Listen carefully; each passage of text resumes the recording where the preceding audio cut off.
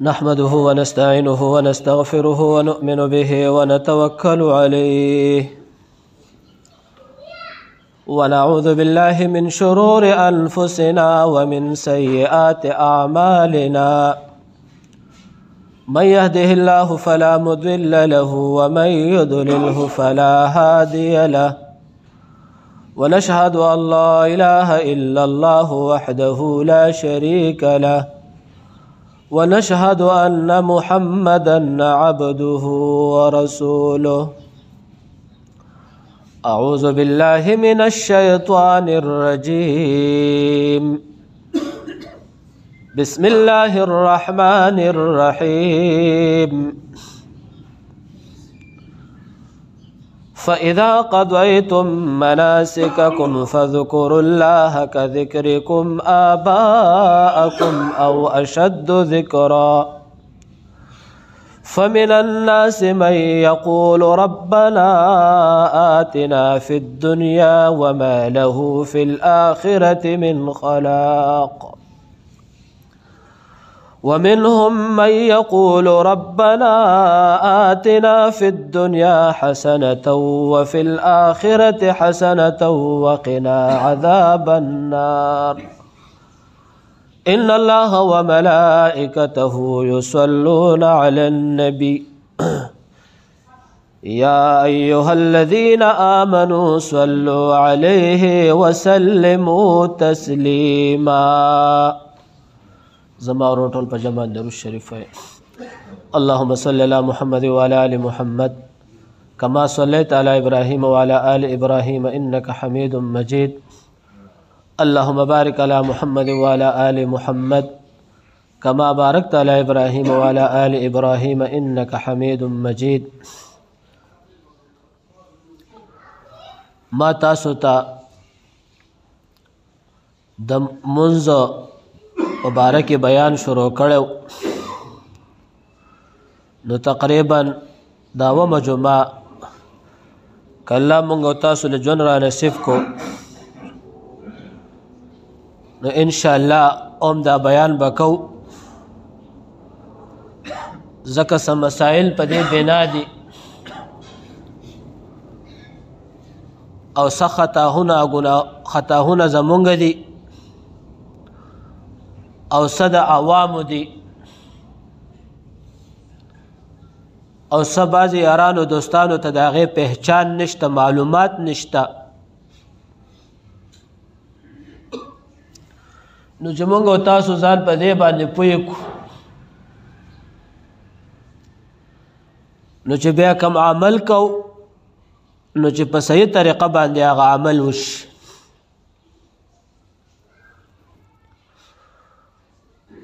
ما تاسو ته تیر شوی جمعة المبارک په ورځ باندې تر 2 سجدو پورې مونځ رسولی و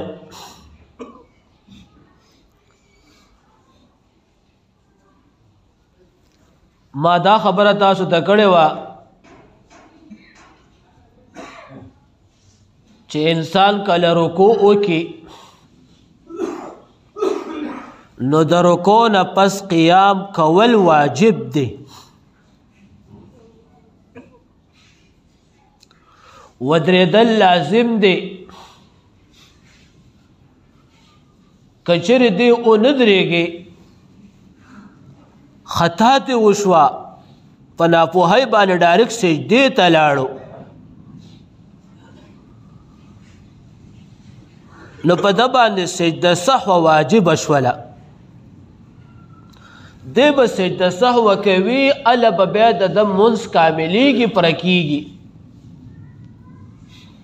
که سجده سهوه یې ونه کړله نو مونځ یې باطل شو دوباره به مونځ کوي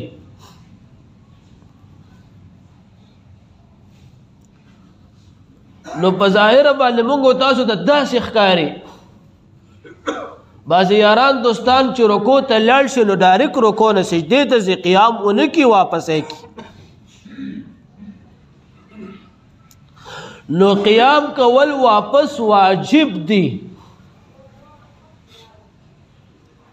د مونځ حصه ده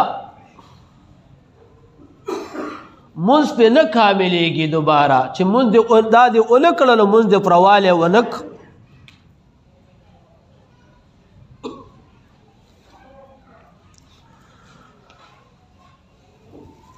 بیا زمونږ یاران دوستان سمع الله لمن حمده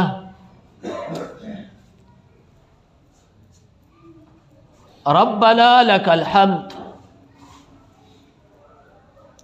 په دې دوه الفاظ ځان پوه کړئ.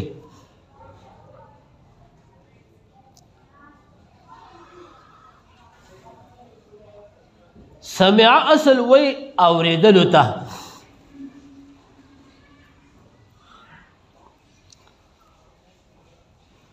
نو د دې معنا دا د سمع الله لمن حمده الله رب العزت دا مخکې چې څه وشول نو الله رب العزت ستا هغه هر څه واورېدل، حمد او ثنا او تعریف.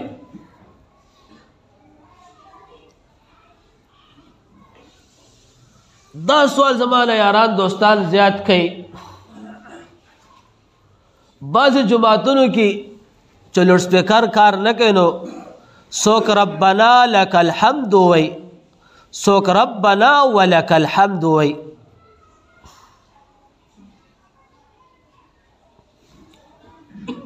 دواړه صحیح دي. اکثر په بیت الله شریف کې ربنا ولك الحمد التشاته چې आवाज کیږي دا الفاظ ویل کیږي. مسجد النبوي کې هم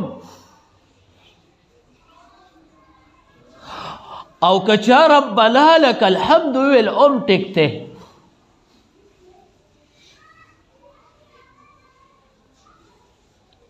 د دې لپس نور دعاګانې دي د الله تعریفونه دي حمدا کثیرا طیبا مبارکا.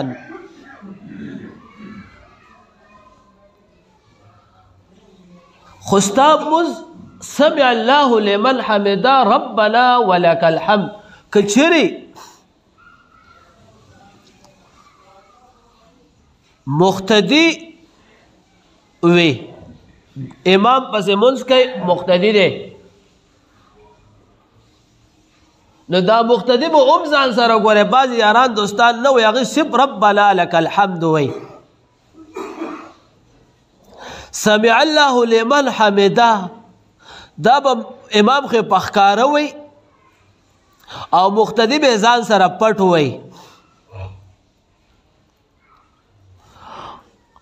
او امام به هم ربنا لك الحمد وی. مونږ ته دا مسائل هم راغلی دي معلوماتو بنا په وجه باندې. امام رب مقتدیان ربنا لك الحمد وی، مقتدی او امام مقتدی وی امام نه وی بس سجدې ته لاړ شي. سمع الله لمن حمده دا به مقتدی وی امام به وی او که سړی ځان له مونځ کوي نو هم به ځان له وی. او ربنا لك الحمد یا ربنا ولك الحمد دا به امام به هم پټ وی او مقتدی به هم پټ وی او د هغې نه پس په رکوع سجدې ته ځي.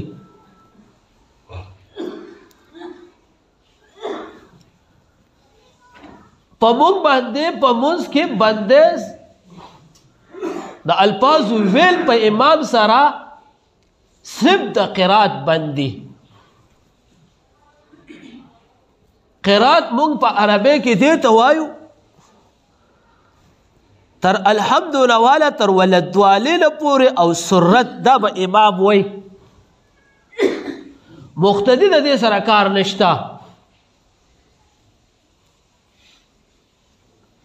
دا به امام وی مقتدی به نه وی. باقی چې څومره الفاظ دی دا به مقتدی وی او امام به وی.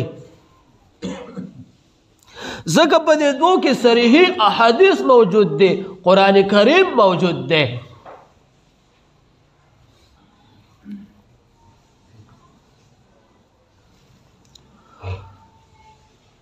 نو چې کله مقتدی یا امام یا سړی ځان له مونځ کوي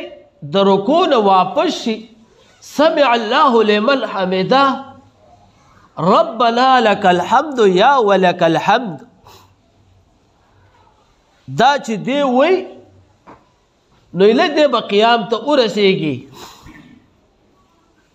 او دی به قیام لګو کې نو چې انسان دا نه وای نو دی به څنګه قیام وکړي نو ډایرکټ په سجدې لسي نو د مونځ کاملوالی ونشي مونږ او تاسو وایو یاره دعاګانې غواړو خو دعاګانې نه قبلېږي نو او حقیقت دی صحابه به 2 رکعاته مونځ وکړو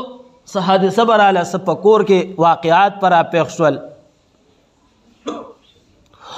2 رکعاته مونځ به یې وکړو د الله نه به یې وغوښتل په هغه ټایم به یې پوره کېدل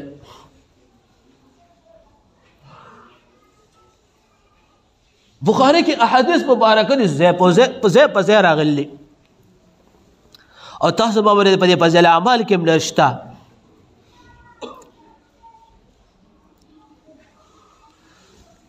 چې کوم صحابي ته به د اوبو د پټي ضرورت شو پټی به کرونده کوو د اوبو ضرورت به شو د باران ضرورت به شو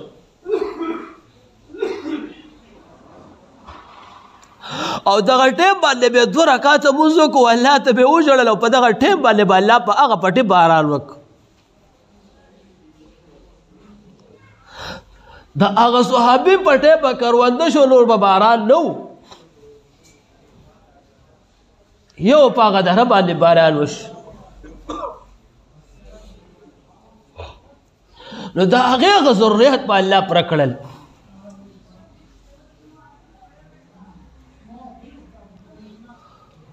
وجه سوا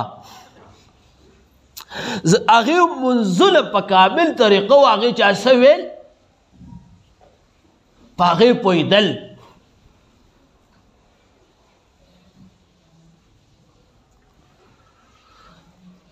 ذهن کې یوه خبره یاده وساتئ زمونږ دا مونځ چې شو قرآن کریم مبارکه احادیث مبارکه مونږ او تاسو دا وایو چې د عرب زبان دی او زمونږ د پښتنو زبان نه دی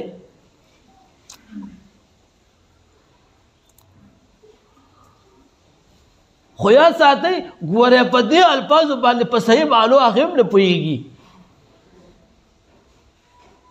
الله به ته په دې باندې پوهېږي چې د دې تعلیمات وکړې چې تعلیمات د دې نه کړې تا ته پهچانه په دې نه حاصلېږي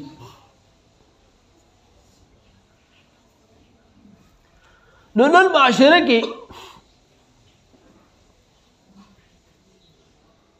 په 1000 کسانو کې به دا امید لرم په 1000 کې یو کس ته بعد د دې مونځ د دې الفاظو معنی زده مشکل لکه نورو ته زده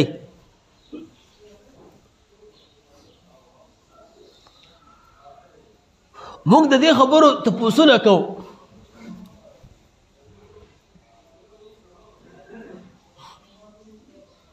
ما په یو مدرسه کې امتحان اخیستو د حفظ د طالبانو نه نو اخره کې زمونږ یو 20 لمبرې په دې باندې دعاګانې 100 لمبرې 80 لمبرې د دې نورو او دا 20 لمبرې په دې دعاګانو باندې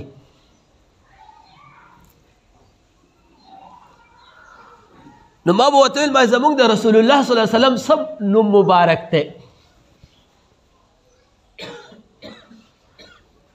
ځکه زمونږ د دې خبرو هغه مونږ چې کوم مقصود دی هغه کوو خو هغه د دې مونځ او د دې هغه چې کوم هغه دی هغه نه دغه کوو د هغې تعلیمات نه حاصلو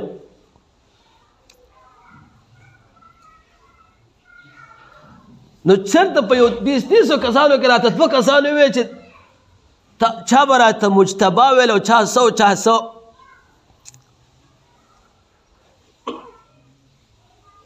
نو د محمد صلی الله علیه وسلم نوم مبارکه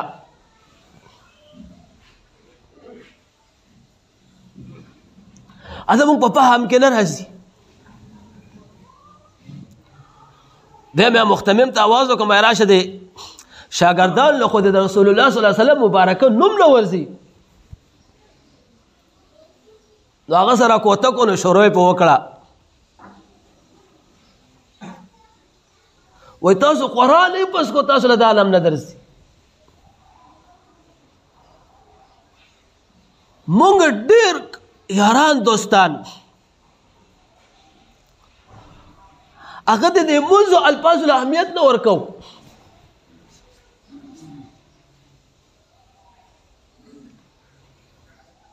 د دې التحیة نواله اشهد ان محمدا عبده ورسوله پورې بیا د هغې نه بس درود شریف بیا دعا د دې په مقاصدو باندې مونږ چېرته په لکو کې یو قسم نه یو پوهې چې ته یو کس ته به د دې اصل پہچان وي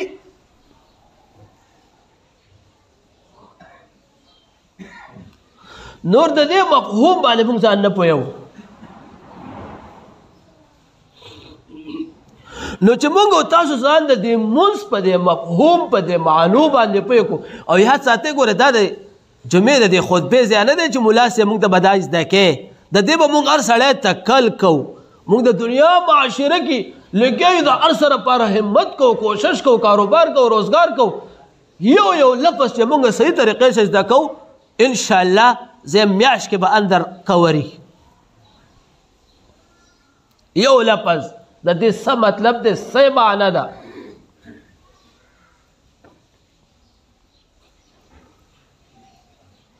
نو چې کله موږ د دې مونځ په مفهوم باندې ځان پوه کړو نو بیا به زمونږ هغه خشوع وضو الله سره به زمونږ د هغې کنیکټ برابر وي مونږ وایو په دې مونځ کې څه غواړو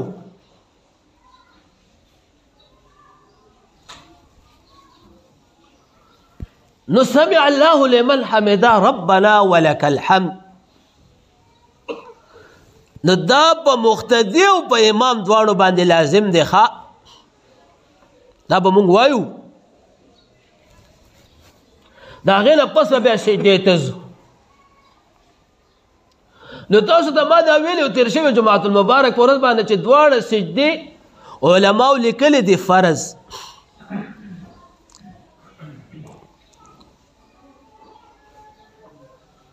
خو یاد ساتئ چې تاسو ته دا سویم دا یو ګورې په دې پسې شاته ډېر غټ بیکګراونډ دی ګورې په دې هر یو هغه پسې عمل پسې ښه دا دوه سجدې دا چې مونږ کوو دا الله رب العزت چې آدم علیه السلام د دنیا ته راکوز کو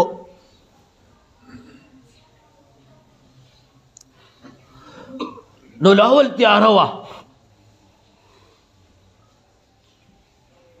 نو چې تیاره وه نو ډایرک خطا شوې ده په جنت کې الله خفه دی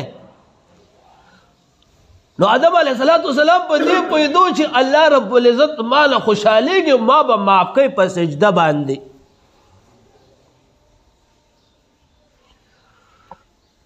نو ډایرک الله ته سجده ولګوله الله ته تندی ولګو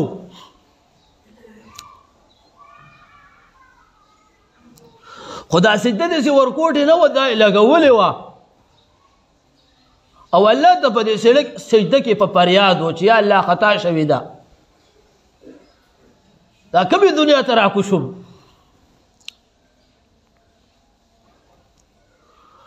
نو بیا په دې رڼا پې راله د دنیا رڼا پې راله صبح صادق نو چې کله پې رڼا راله نو دوباره سر چې راوچت کو نو دی ووې که دا هغه زوړ سیسټم دی د جنت نو دویمه سجدې بیا شکرانه ولګوله الله ته نو چې دا دویمه سجدې شکرانه ولګوله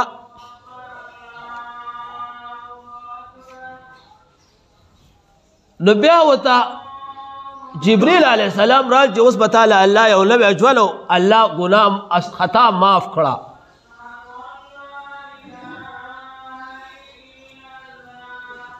پیغمبران د ګناهونو نه معصوم دي څومره انبیا او رسولان دي ښه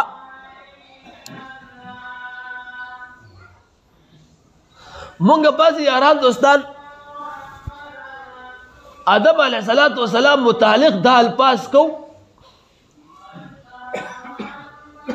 دا دغه توحید دی ما ډېرو دنیا نه اورېدلي دي چې د آدم علیه السلام نه په جنت کې غټه ګناه شوې وه پیغمبر ته به دا الفاظ نه دغه کو پیغمبران ټول چې الله څومره دنیا ته رالیږلي دي او رسولان او انبیا د ګناه نه محفوظ دي معصوم دي هغې ته به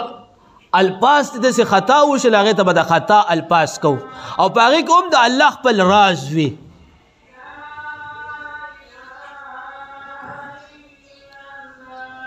نبی صلی الله علیه وسلم متعلق الله رب العزت په قرآن کریم مبارکه کې وایي تا نه چې مونږ کم الفاظ یېر کو نو دې کې د مونږ تا نه چې مونږ څه بیا د نه واپس یېر کو قرآن کریم کې وایي دا د نه مونږ یېرو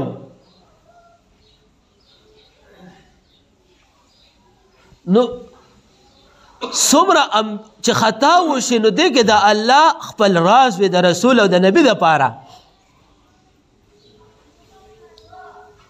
نو دواړه سجدې علما فرض لیکي اوس دا فتح نه لګي چې د اولنۍ سجده فرض ده او که دویمه سجده فرض ده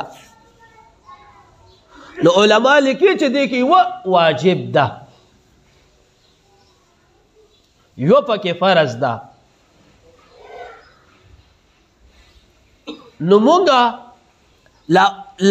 لا ادري په مثال لا اوس پته نه لګي نو علماو دواړو ته فرضیت درجه ورکوي دواړه فرض دي نو سجده و مونږ په کامله طریقه ادا کوو الفاظو په کامله طریقه ځکه دا د خطا د انسان لپاره د خطا او د ګناهونو د معافی ځای دی او په ټولو عباداتو کې او په مونځ کې خصوص الله رب العزت ته محبوب ځای سجده ده الله په دې ډېر خوشحالېږي چې دا بنده الله ته سجده ولګوي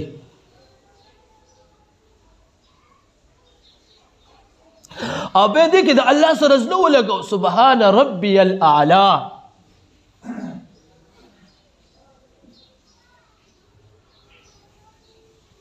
بیا د دې نه پس په منځ کې قومه ده د قومه کې خو علماو لیکلي دي تسبیحات ډېر دي که څوک پکې تسبیحات وایي ویلش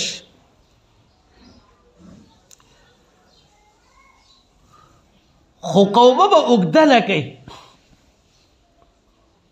د سجدې د دواړو سجدې او د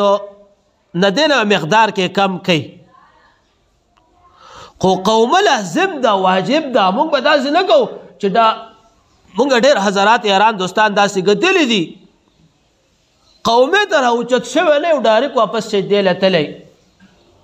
نو په مونځ کې قصر رال کامل مونځ نشو نو زه بعضې یاران دوستان ته یې 2 رکعاته مونځ کوئ خو صحیح کوئ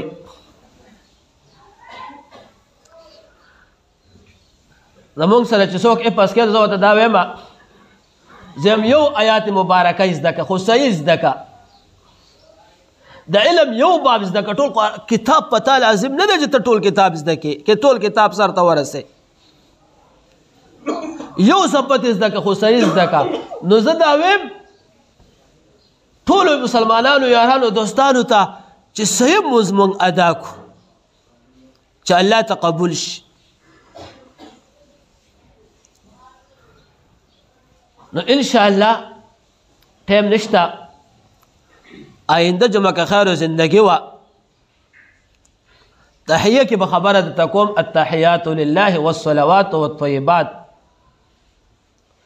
او د دې شاته بیکګراوند چې کوم دی دا به درته بیانوم